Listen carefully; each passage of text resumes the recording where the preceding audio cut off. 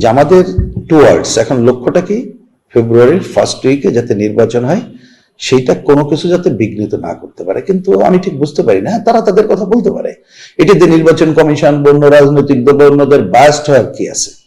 এইটা কিন্তু দেখবেন কোন আলোচনার মধ্যে প্রধান থাকবে না যদি আমরা নির্বাচনের যাত্রা শুরু করি। আমি প্রসঙ্গক্রমে বলি, ধরুন যে কোনো আমাদের শাসনতান্ত্রিক পরিবর্তনের যে কোনো বক্তব্য যে কোনো রাজনৈতিক দল ব্যক্তি গোষ্ঠী তারা বলতেই পারে। আমাদেরও তো বক্তব্য আছে যে আমরা কেমন জাতীয় সংসদ চাই, স্থানীয় সরকার কেমন চাই, আমরা দ্বিকক্ষ চাই কি চাই না, এই প্রশ্ন কিন্তু আমাদের আছে, কমিউনিস্ট পার্টি বামপন্থীদের আছে, দীর্ঘদিন ধরে লড়াই করছি।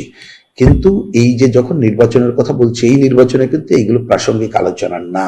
আমি নির্বাচনের জন্য প্রাসঙ্গিক না বলছি, কারণ এখন নির্বাচন হবে প্রচলিত ব্যবস্থা, সাংবিধানিক ব্যবস্থার উপরে। নির্বাচনে যখন আমরা অংশ নেব, আমরা কিন্তু তখন শাসন ব্যবস্থা কি চাই আমাদের ম্যানিফেস্টোয় থাকবে। আমরা জনগণের কাছে যাব, জনগণ যদি আমাদেরকে ম্যান্ডেট দেয়, আগামী সংসদের মাধ্যমে আমরা সেই কাজটাই করার চেষ্টা করব।